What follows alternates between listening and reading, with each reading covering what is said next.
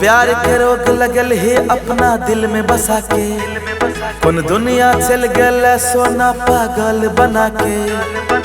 देखे ले तरसे छे नैना ई बरसे छे, याद अबै छे तोहर हर पल। हो तोहर कमी के बगली जीवन भर हमरा सतैतोगे।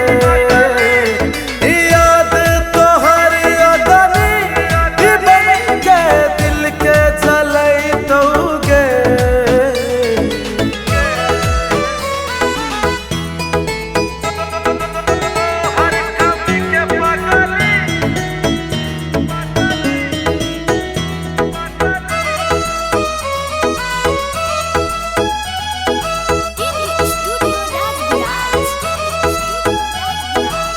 साँझ सवेरे मन रहे छे उदास, तोहर कमी के छे गे एहसास।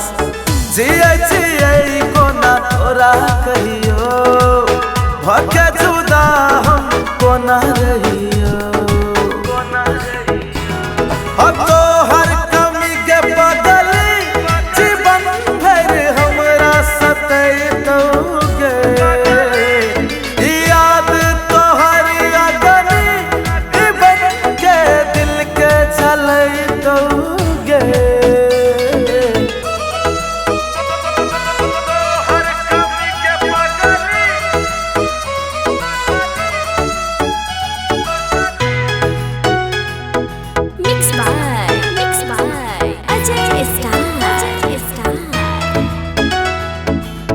भूल के कोनो तू कह दे उपाय, गेल छी साफे हमरा भुलाए।